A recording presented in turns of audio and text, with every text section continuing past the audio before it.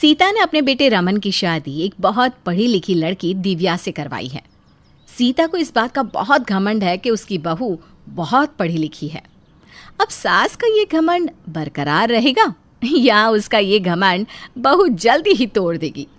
आइए जानते हैं हम अपनी इस कहानी में। एक दिन सीता ने अपने बहू बेटे से कहा, रमन, मैं तुम दोनों की शादी की पार्टी देना चाहती हूँ। क्यों माँ, हमने शादी में तो कर दिया इतना खर्चा, अब क्या ज़रूरत है पार्टी देने की? ज़रूरत है बेटा, मैं सबको दिखाना चाहती हूँ कि मेरी बहू कितनी पढ़ी लिखी और समझदार है। मैं रिश्तेदारों और पड़ोसियों को अपनी बहू से मिलवाऊंगी। ठीक है माँ, आप दिखाओ सबको जिसको जो दिखाना है, मैं चलता हूँ। सीता पार्टी की तैयारी शुरू कर देती है और सारे रिश्तेदार, पड़ोसियों और दोस्तों को इस पार्टी में इनवाइट करती है। और इसी बीच वो अपनी भाभी को फ़ोन करती है। भाभी जी, कल शाम को पार्टी रखी है मैंने। अपने परिवार के सभी लोगों के साथ आना है और अपनी बहू को तो ज़रूर लेकर आना। सीता, तुमने अपनी बेटी की शादी इतनी धूमधाम से तो करी है, फिर क्यों पार्टी दे रही हो? अरे शादी के दौरान मेरी बहू किसी से कहाँ मिल पाई थी। अब मैं चाहती हूँ कि सबसे अच्छी तरह से मिल ले। वैसे भाभी, आपकी बहू कितना पढ़ी लिखी है? शायद मैट्रिक पास है ना? हाँ सीता, लेकिन तुम ये बार बार क्यों पूछ रही हो? वो इसलिए क्योंकि आपकी बहू सिर्फ मैट्रिक पास थी और आपने तो सारे खानदान में ढिंढोरा पीट रखा था। लेकिन मेरी बहू BA MA किए हुए है। लेकिन देखो, हम तो किसी से नहीं कहते। आपको तो इसलिए बता रही हूँ क्योंकि आप हमेशा चिल्ला चिल्ला कर सबको सुनाती रहती हो ना। तो सीता, तुमने मुझे ताने देने के लिए फ़ोन किया है क्या? अरे ना ना भाभी, मैं भला आपको ताने क्यों दूंगी? मैं तो बस बता रही हूँ। लेकिन भाभी, आप आना ज़रूर। चलिए फ़ोन रखती हूँ, अभी और लोगों को भी तो फ़ोन करना है। इस तरह सीता सारा दिन किसी को फ़ोन करती है तो किसी के घर जाकर उन्हें कल के फंक्शन के लिए इनवाइट करती है और शाम को अपनी बहू से कहती है, दिव्या बहू, तुमने कल की पार्टी की सारी तैयारी कर ली है ना? कहाँ माँ जी, कुछ समझ में ही नहीं आ रहा, कैसे कपड़े पहनूं, कैसी ज्वेलरी पहनूं। आप ही कुछ बताइए ना, मुझे क्या करना चाहिए? अरे जो तूने शादी में पहने थे और उसके बाद भी तो कितनी सारी ड्रेस बनाई थी, उनमें से कुछ पहन ले। कम ऑन माँ जी, मैंने वो सारी ड्रेस एक एक बार पहन ली है। हाँ, तेरे लिए फंक्शन रखा है, इसलिए तेरा लुक सबसे अलग और सबसे अच्छा होना चाहिए। एक काम करते हैं, अभी मार्केट चलते हैं और कोई अच्छी सी ड्रेस लेकर आते हैं। मैचिंग ज्वेलरी और सैंडल भी ले लेंगे। हाँ हाँ बहू, जो जी में आए ले लेना बस। सीता और दिव्या ने मार्केट जाकर जमकर शॉपिंग की और अगले दिन पार्टी में लोगों का आना शुरू हो गया और दिव्या सारे मेहमानों के सामने अपनी पढ़ी लिखी बहू की बहुत तारीफ करती रही। धीरे धीरे सीता के सारे रिश्तेदारों, पड़ोसियों और दोस्तों को पता चल गया कि उसकी बहू बहुत ज़्यादा पढ़ी लिखी है। इसी तरह पार्टी खत्म हो गई। तो माँ, कैसी रही पार्टी? अब तो खुश हो ना आप?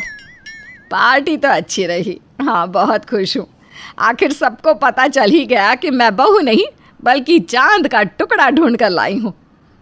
लेकिन घर पूरा खराब हो गया, काफ़ी टाइम लगेगा ठीक करने में। माँ जी, मैं तो बहुत थक गई हूँ, सोने जा रही हूँ मैं। हाँ माँ, मुझे भी ऑफिस जल्दी जाना है, ये काम कल कर लेंगे। ठीक है बेटा, सुबह कर लेंगे काम, अभी तो मैं भी थक गई हूँ। तीनों सोने चले जाते हैं। अगले दिन रमन जल्दी उठकर ऑफिस चला जाता है और दिव्या सुबह 11 बजे तक सोती रहती है। ये बहू अभी तक उठी क्यों नहीं? मैंने रमन को नाश्ता बना कर दे दिया, लंच भी पैक करके दे दिया, लेकिन घर इतनी बुरी हालत में पड़ा है, इसे तो मैं नहीं संभाल सकती हूँ और बहू की नींद खराब भी नहीं कर सकती। क्या करूँ अब? सीता ये सोचकर पड़ोस वाली मालती के पास गई। अरे मालती बहन, तुम्हारे घर में जो नौकरानी आती है ना, उसे मेरे घर भेज दो। क्यों सीता बहन, तुम्हें नौकरानी लगवानी है क्या अपने घर के काम के लिए? अरे नहीं बहन, बस आज के लिए चाहिए थी। वो क्या है ना, कल पार्टी थी तो घर की हालत ख़राब हो रही है बहुत, सारा घर अच्छी तरह से धोना पड़ेगा। अब इस उम्र में अकेले तो इतना सारा काम नहीं कर सकती, इसलिए आप आज के लिए ना अपनी नौकरानी को भेज दो। जितने रुपए वो मांगेंगी मैं दे दूँगी। इस उम्र में भी घर का काम आपको करना पड़ रहा है। आपकी पढ़ी लिखी बहू कहाँ है? उसे उठाओ ना, वो काम करेगी। मालती की बात सुनकर सीता एकदम चुप हो गई। मालती ने फिर कहा, सीता बहन, बुरा मत मानना। बहुएं पढ़ी लिखी हो या अनपढ़, नखरे सभी के एक जैसे होते हैं। मेरी नौकरानी बर्तन धो रही है, आप जाइए, मैं उसे आधे घंटे में भेज देती हूँ। सीता घर आ जाती है और आधे घंटे बाद नौकरानी घर की साफ सफाई करके चली जाती है। थोड़ी देर बाद दिव्या सोकर उठती है। बहू, हो गई तेरी सुबह? ये कोई वक्त है क्या उठने का? माँ जी, कल की पार्टी की वजह से बहुत थकान हो गई थी। लेकिन माँ जी, घर तो बहुत साफ सुथरा लग रहा है। किससे काम किया आपने? नहीं, मैंने नौकरानी बुला ली थी। ग्रेट, काम तो अच्छा करके गई है। माँ जी, आपने नाश्ते में कुछ बनाया है या वो भी मुझे ही बनाना पड़ेगा? बहू, वैसे तो अभी लंच का टाइम हो गया है, लेकिन मैंने बनाया है नाश्ता, लाती हूँ मैं। सीता अपनी बहू को नाश्ता लाकर दे देती है। दिव्या नाश्ता करके अपने झूठे बर्तन भी वहीं रखकर अपने कमरे में चली जाती है। सीता को ये सब देखकर बहुत गुस्सा आता है, लेकिन वो अपनी पढ़ी लिखी बहू से कुछ नहीं कहती और अपनी बहू के झूठे बर्तन भी खुद ही धोती है। दूसरे दिन सीता के घर पर उसकी बहन आती है। अरे गीता, कैसी है तू? बहुत अच्छा लगा तुझे देखकर। अब ये बता, तू पार्टी में क्यों नहीं आई? सीता दीदी, बहुत ज़रूरी काम था इसलिए आ नहीं सकी। पर देखिए, अब आ गई ना आपसे और आपकी बहू से मिलने। वैसे कहाँ है आपकी बहू? बुलाओ तो उसे। अपने कमरे में है, अभी बुलाती हूँ। सीता अपने बहू के कमरे में जाकर उससे कहती है, दिव्या बहू, मेरी बहन तुमसे मिलने आई है, तैयार होकर आ जाओ बेटा। माँ जी, जब से शादी हुई है तब से आपके रिश्तेदारों ने जिंदगी खराब कर रखी है। कभी कोई मिलने आ जाता है, कभी कोई। अरे बहू, ऐसे क्यों बोल रही हो? नई नवेली दुल्हन से तो सब मिलने आते ही है। आप जाओ, मैं तैयार होकर आती हूँ। थोड़ी देर बाद दिव्या गीता से मिलने चली जाती है। देख गीता, आ गई मेरी बहू। नमस्ते मौसी जी। नमस्ते बहू। बहुत सुंदर है बहू तो। आ बहू, मेरे साथ बैठ। दिव्या गीता के पास बैठ तो जाती है, लेकिन उससे कोई बात नहीं करती। तभी सीता बोलती है, बहू जाओ, मौसी जी के लिए चाय बना कर ले आओ। माँ जी, मैं चाय बनाऊं? और कौन बनाएगा बहू? जाओ, बना कर लेकर आओ। दिव्या चाय बनाने चली तो जाती है, लेकिन उसका मुंह बन जाता है। गीता बहू का बना हुआ मुंह देख लेती है और सीता से कहती है, सीता दीदी, आपकी बहू को चाय बनानी नहीं आती क्या? आती तो है, वही तो बनाती है। लेकिन तुम क्यों पूछ रही हो? कुछ नहीं, ऐसे ही पूछा। इतने में दिव्या चाय लेकर आ जाती है। बहू, चाय के साथ कुछ खाने के लिए भी ले आती ना। माँ जी, मुझे पता नहीं किचन में कौन सी चीज़ कहाँ रखी है, आप खुद जाकर ले आओ ना। और हाँ माँ जी, मैं अपने कमरे में जा रही हूँ, मुझे अब डिस्टर्ब मत करना। दिव्या की बातें सुनकर सीता को अपनी बहन के सामने शर्मिंदा होना पड़ा। गीता थोड़ी देर रुकी और अपने घर वापस जाने लगी तो उसने अपनी बहन से कहा, दीदी बुरा मत मानना, लेकिन आपकी बहू के रंग ढंग मुझे कुछ ठीक नहीं लगे। माना कि पढ़ी लिखी है, सुंदर है, लेकिन संस्कार नहीं है। इसे थोड़ा दबा कर रखो, नहीं तो आपके सर पर ही नाचेगी। तुम ठीक कह रही हो गीता, मुझे इस पर लगाम कसनी होगी। अब तीसरे दिन सीता सुबह अपने बेटे के कमरे में जाती है। वो देखती है कि रमन ऑफिस के लिए तैयार हो रहा था और दिव्या आराम से सो रही थी। ये देखकर उसे बहुत गुस्सा आया। दिव्या, दिव्या जल्दी उठो। अरे माँ, क्यों उठा रही हो सुबह सुबह? सोने दो ना मुझे। बहू, ये सोने का टाइम नहीं, उठने का टाइम है। तुम्हारा पति ऑफिस जाने के लिए तैयार हो रहा है और तुम आराम से सो रही हो। जाओ, जाकर जल्दी से नाश्ता बनाओ अपने पति के लिए। माँ जी, आपने मेरी नींद इसलिए ख़राब की कि मैं किचन में जाकर नाश्ता बनाऊं? और आपका बेटा छोटा बच्चा है जो अपने आप तैयार होकर ऑफिस नहीं जा सकता। आप जाइए यहाँ से और मुझे सोने दीजिए। सीता और दिव्या में सुबह सुबह ही लड़ाई होने लगी। रमन ने दोनों को चुप कराते हुए कहा, अरे माँ दिव्या, क्यों सुबह सुबह लड़ रही हो? चुप हो जाओ, मैं बाहर नाश्ता कर लूँगा। बेटा, कब तक करेगा बाहर से नाश्ता? समझा दे अपनी बीवी को, इस घर के तौर तरीके उसे अपनाने ही पड़ेंगे। सीता और उसकी बहू में झगड़ा होना रोज़ की बात हो गई। जिस सास को अपनी बहू की पढ़ाई पर इतना घमंड था, अब वही सास अपनी बहू की पढ़ाई से सबसे ज़्यादा परेशान थी। दिव्या अपनी सास की कोई बात नहीं सुनती और ना ही घर की किसी काम में उसका हाथ बटाती। ओमकार की तुलना सब श्रवण कुमार से करते थे। उसके लिए इस दुनिया में माँ बाप की जगह कोई नहीं ले सकता था। वो उनकी सारी बातें बिना कुछ सवाल जवाब किए मान लेता था। अपने माँ बाप की मर्जी से ही उसने सीमा नाम की लड़की से शादी भी कर ली। शादी के अगले दिन से ही सीमा ने एक सुशील आज्ञाकारी बहू की तरह अपनी जिम्मेदारियां संभालना शुरू कर दिया। सुबह उठकर किचन संभालना, घर के सारे कामकाज करना, अपने सास ससुर की सेवा करना, इन कामों में उसका पूरा दिन बीत जाता। लेकिन शाम होते होते उसके मन में एक उत्सुकता सी होने लगती ओमकार के घर वापस आने की। काम से आते ही बिना एक नज़र सीमा पर डाले ओमकार सीधा अपने माँ बाप के कमरे में चला जाता और एक कोने में बैठ के कुछ पढ़ना शुरू कर देता। सीमा खाना लेकर उसके पीछे जाती। अरे बहू, आओ तुम भी इधर बैठो। जी वो मैं इनके लिए खाना लाई थी। आज तुमने क्या बनाया है? सीमा ओमकार की तरफ बड़ी उत्सुकता से देखती है। अब जी पालक पनीर माँ जी, वो इनको पसंद है ना? हाँ, पालक पनीर मुझे पसंद है, लेकिन सिर्फ माँ के हाथ का। ओमकार की बात सुन सीमा को बहुत बुरा लगता है। अरे बेटा, सीमा भी किसी से कम खाना नहीं बनाती, तो खा के तो देख। माँ, आपको मालूम है ना कि मुझे सिर्फ आपके हाथ का खाना पसंद है। आप प्लीज़ मेरे लिए कुछ बना दीजिए, नहीं तो मैं ऐसे ही सो जाऊंगा। ओमकार का ये स्वभाव देखकर माँ थोड़ी परेशान सी हो जाती है। सीमा की आंखों में आंसू भर आते हैं और वो एकदम कमरे से दौड़कर बाहर चली जाती है। अगली सुबह सीमा फिर से ओमकार का दिल जीतने की कोशिश करती है। जब ओमकार नहाने जाते हैं तो उसकी शर्ट पैंट निकालकर उसके लिए इस्त्री कर देती है। वो जब नहाकर बाहर आता है, जी मैंने आपके ऑफिस के कपड़े इस्त्री कर दिए हैं, वहाँ बेड पर रखे हैं।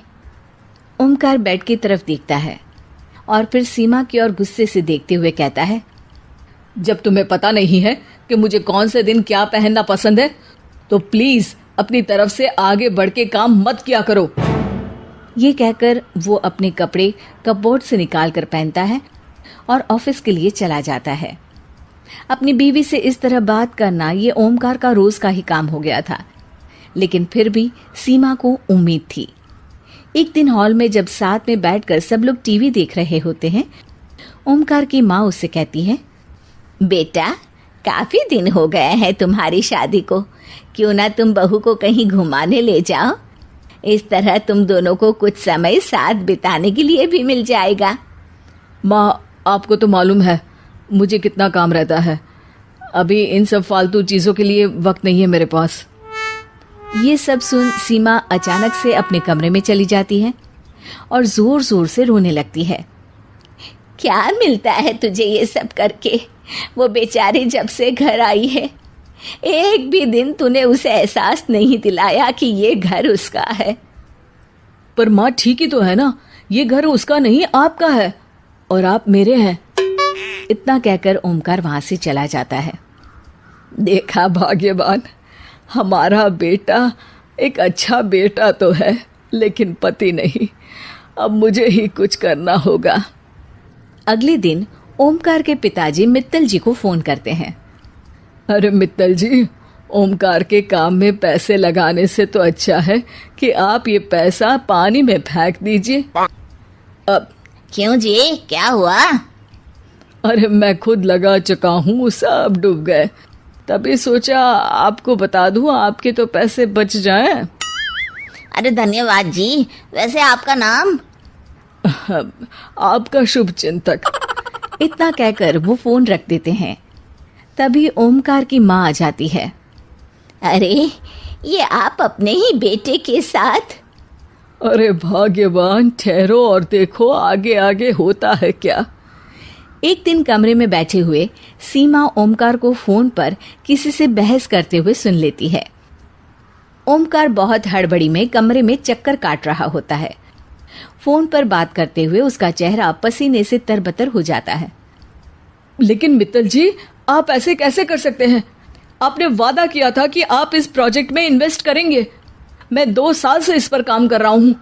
अब आखिरी मिनट पर आप मुझे ऐसा धोखा कैसे दे सकते हैं? ओमकार गुस्से में फोन काट देता है। सीमा अपने पति की हालत देख के बहुत परेशान हो जाती है और पूछती है, अगर आपको ऐतराज ना हो तो क्या आप अपनी इस उलझन को मेरे साथ बांट सकते हैं? तू इन चक्करों में मत पड़, ये तुम्हारे बस की बात नहीं है।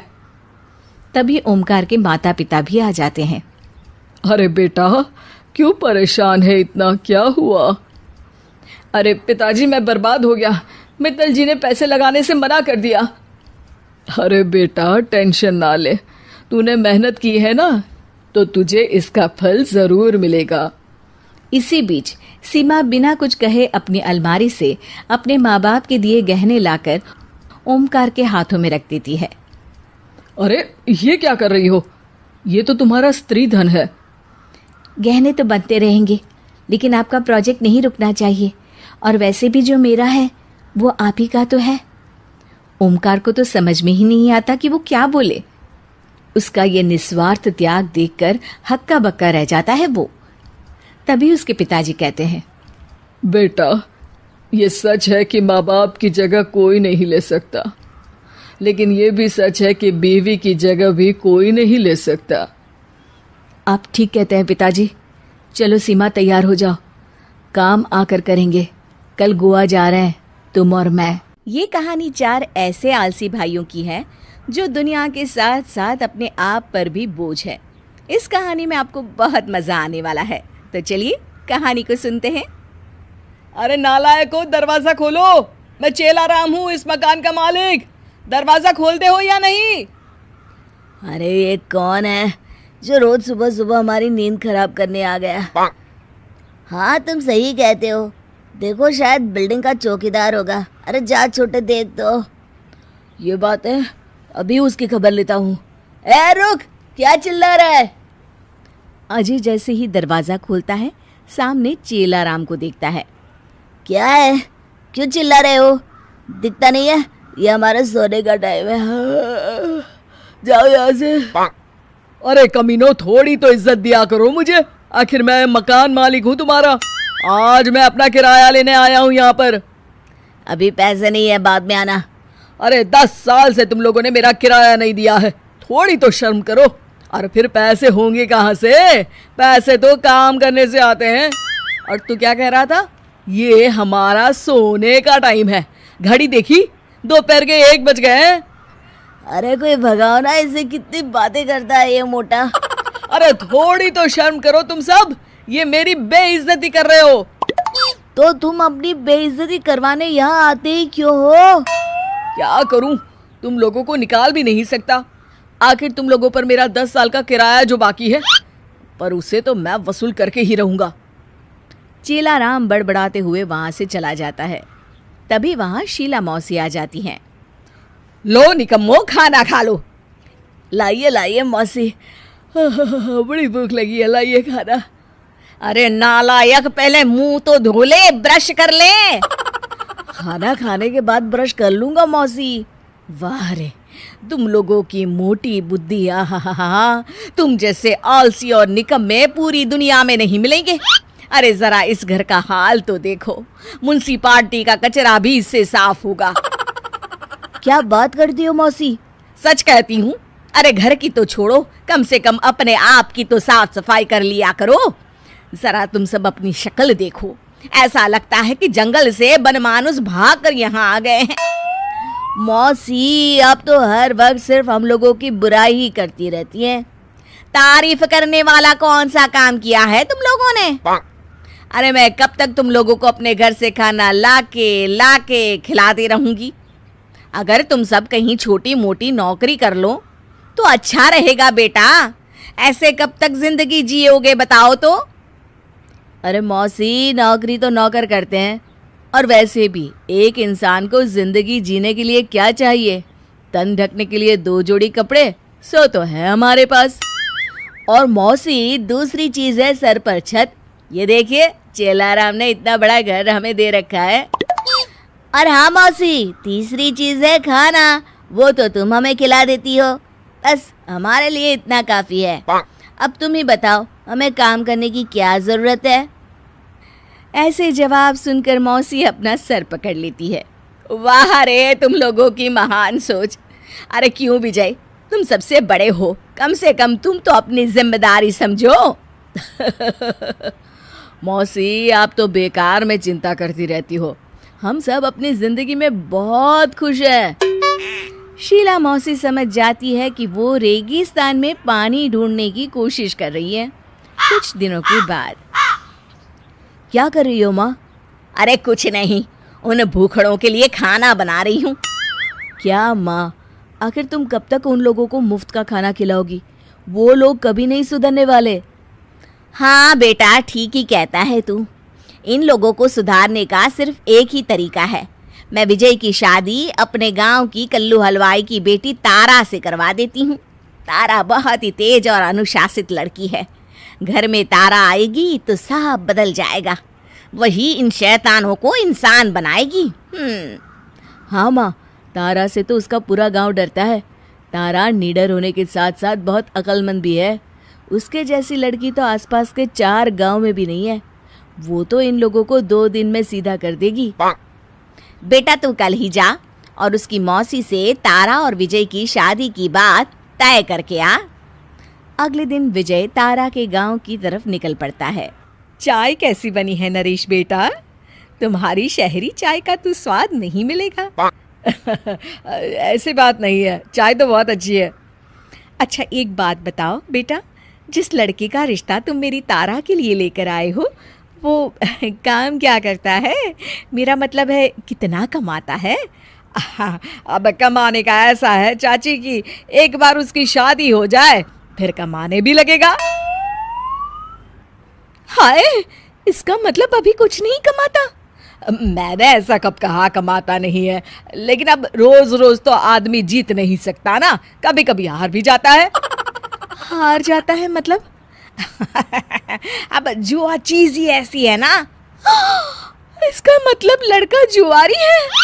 अरे चाची, आजकल किसी को बिगाड़ने वालों की कमी है क्या? अब किसी ने हाथ में पकड़ के बैठा दिया जुआ खेलने, तो आप ही बताइए भला इसमें उस बेचारे की क्या गलती है? एक बार उसकी शादी तारा से हो जाए फिर उसकी जुआ खेलने की आदत भी छूट जाएगी। बस बेटा बहुत हो गया, तुमने मुझे बेवकूफ समझ रखा है क्या? अरे दुनिया में लड़कों का अकाल पड़ गया है जो मैं ऐसे निकम्मे लड़के से अपनी तारा की शादी कराऊंगी। जिस रास्ते से आए हो ना बेटा, उसी रास्ते से वापस लौट जाओ, समझे? नरेश वापस आकर सारी बात अपनी माँ को बताता है। अरे मूर्ख, तू वहाँ रिश्ता पक्का करवाने गया था या तुड़वाने? कोई इस तरह से शादी की बात करता है क्या? अब तो मुझे ही जाकर तारा की चाची से बात करनी पड़ेगी। अगले दिन ही शीला तारा की चाची को अपनी बातों से विजय और तारा की शादी के लिए राजी कर लेती है और कुछ दिनों के बाद दोनों की शादी हो जाती है। हे भगवान, इसे तुम लोग घर कहते हो? अरे इससे भला तो मेरे गांव में भैंस का तबेला है। मेरी समझ में नहीं आता तुम लोग यहाँ रहते कैसे हो? क्यों भाभी, इस घर में क्या खराबी है? खराबी घर में नहीं, तुम सबके दिमाग में है। तुम सब पहले बाजार से ये सामान लेकर आओ। थोड़ी देर के बाद सभी भाई बाजार से सामान लेकर घर पहुंचते हैं। अरे बाप रे बाप, ये किसका घर है? इतना साफ सुंदर। हमारा तो नहीं है, लगता है हम किसी और के घर में आ गए। अरे चलो चलो यहाँ से। रुको बेवकूफो, कहाँ जा रहे हो? ये तुम्हारा ही घर है। अरे हाँ भाभी, आपने तो इस घर का हुलिया ही बदल दिया। घर का हुलिया तो बदल गया, अब तुम लोगों की बारी है। क्यों, हम लोगों को क्या हुआ है? हमें क्या बुराई है? बुराई? जरा तुम सब अपनी शक्ल तो देखो, ऐसा लगता है जैसे डाकुओं का गिरोह यहाँ इकट्ठा हो गया है। देखा विजय भाई, भाभी हमें डाकू कह रही है। अरे तुम लोग तो डाकुओं से भी गए बीते हो, कम से कम वो भी रोज नहाते होंगे। चलो अभी क्या अभी, तुम सब नहा के आओ। अरे नहीं नहीं भाग्यवान, हम तो सिर्फ 15 अगस्त और दिवाली को ही नहाते हैं, और आज तो दोनों में से कुछ भी नहीं है। अच्छा ये बात है तो ठीक है, अब खाना भी तुम सबको 15 अगस्त और दिवाली को ही मिलेगा, समझ गए? अरे ऐसा गजब मत करना। तो ठीक है, ये रहा साबुन। चलो अच्छी तरह से सब नहा के आओ और ये जंगलियों वाले बाल भी काट के आओ। अरे ये क्या हो रहा है भाई इस घर में? हमारे इतने सुंदर बाल है, भला हम इसे क्यों कटवाए? क्या कहा तुमने? कुछ नहीं भाभी। तुम सब एक बात अच्छी तरह कान खोलकर सुन लो। आज के बाद इस घर में वही होगा जो मैं कहूंगी, और आज के बाद तुम सबको मुफ्त की रोटी नहीं मिलेगी। जो मेरे हाथ में पैसे कमा कर देगा उसे ही इस घर में खाना और रहने के लिए जगह मिलेगी। इस तरह सभी भाइयों को सुधारने के लिए तारा सख्त रवैया अपनाती है। अरे मर गया रे, मुझसे ये काम वाम नहीं होगा, थक गया मैं तो। अरे चुपचाप काम कर। हाँ, अगर शाम को भाभी के हाथ में तनख्वाह नहीं दी तो भाभी हमें घर में घुसने भी नहीं देगी। हाँ तुम सही कहते हो। इस तरह तारा के डर से धीरे धीरे उन सभी को काम करने की आदत पड़ जाती है।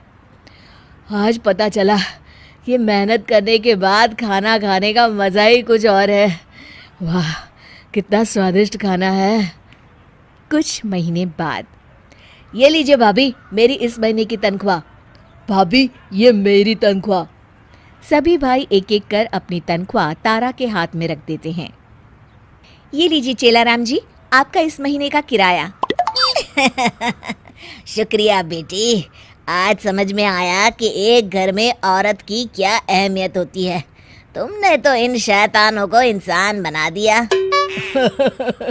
आपने बिल्कुल सही कहा चेलाराम जी, आखिर मेरी बहू है ही इतनी गुनी और समझदार। निधि और मोहित की अरेंज मैरिज हुई है, लेकिन शादी के कुछ ही दिनों में निधि का अपने ससुराल के लिए प्यार मायके से ज्यादा बढ़ जाता है, जो रिश्तेदारों और उसकी मम्मी को डाइजेस्ट नहीं होता।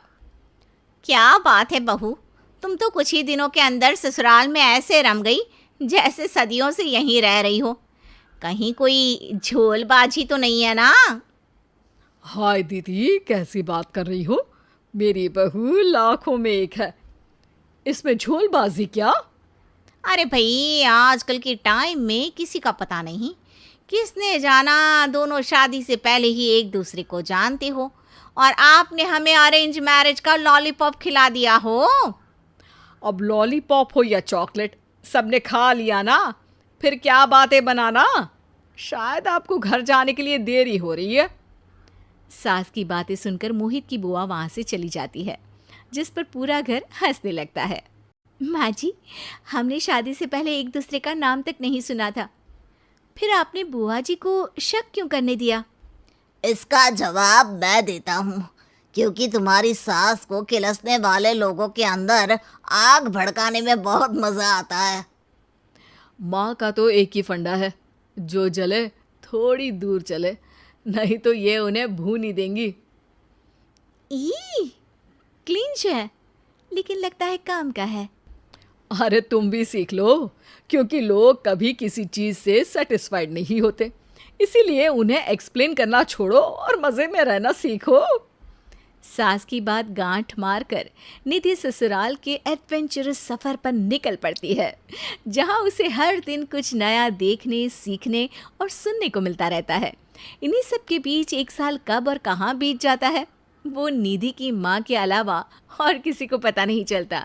एक शाम निधि अपनी माँ से बात कर रही होती है। इतनी जल्दी तो लोग ब्रेकअप के बाद अपने एक्स को भी नहीं भूलते, जितनी जल्दी तुम शादी के बाद हमें भूल गई। मतलब एक साल में गिने चुने फोन कॉल और घर आना तो भूल ही जाओ। मुश्किल से 2 बार रहने आई, उसमें भी 4 दिन ससुराल की याद आ जाती थी।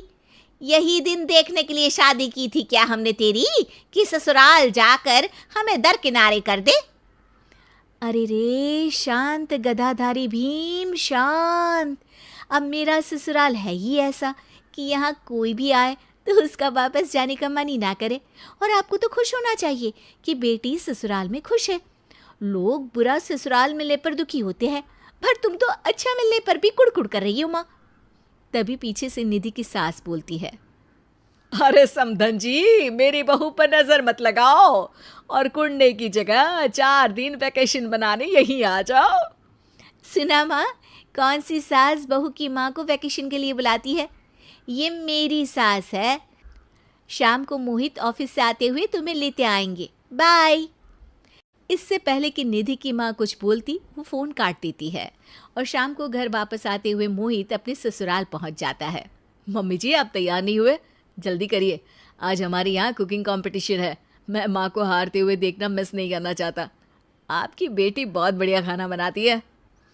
अरे नहीं बेटे, भला कभी कोई बेटी के ससुराल भी रहने जाता है क्या? अच्छा, वैसे मैं आपका बेटा, वो मेरा घर, और माँ बेटे के घर तो रह सकती है। हो गई प्रॉब्लम सॉल्व, चलिए। इन्हीं बातों और जिद में फंसाकर मोहित अपनी सास को घर ले आता है, जहां निधि और उसकी सास के बीच कुकिंग कंपटीशन चल रहा होता है और ससुर जी उन्हें चीयर करते हुए जोर जोर से चिल्ला रहे होते हैं। कमान बहू, आज इस बुढ़िया को हरा ही दो। सालों से इसे अपने खाने पर बहुत नाज है। इस साल वो टूटना चाहिए बहू, कमान। अरे थोड़ा पत्नी का भी साथ दे दो। अगर मुझे गुस्सा आ गया ना तो आपको अगले साल बहू भी खाना नहीं देगी। हाँ। घर का ऐसा माहौल देख निधि की माँ हैरान रह जाती है। इतना हैरान मत होइए। घर में कॉम्पिटिटिव स्पिरिट और एक्टिवनेस बनाए रखने का ये माँ का तरीका है। हमारे घर में सब काम अतरंगी तरीके से ही होते हैं। मोहित की बात सुनकर निधि की माँ उनकी कंपटीशन में शामिल हो जाती है और कुछ घंटों में ही उन्हें अपनी बेटी के ससुराल प्रेम का रीज़न समझ में आ जाता है। क्यों माँ, कैसा लगा मेरा अतरंगी ससुराल? ससुराल अच्छा है यही जानकर तो तेरी शादी की थी, लेकिन तेरे यहाँ आकर हमें भूलने की वजह अब समझ में आई। नो मोर कंप्लेंट्स। हाय, आपको हमारी बहू से कंप्लेंट्स थी? ये इधर ना चल बे। जी जी ज़रूर, आज के बाद दोबारा कभी नहीं होगी। जहाँ मेरी बेटी को इतना प्यार मिल रहा है वहाँ से हमें क्या शिकायत होगी जी? प्यार का क्या है, जितना बांटो उतना कम। फिर इसे तो हमने बेटी बनाया है अपनी। Can't believe, too good to be true।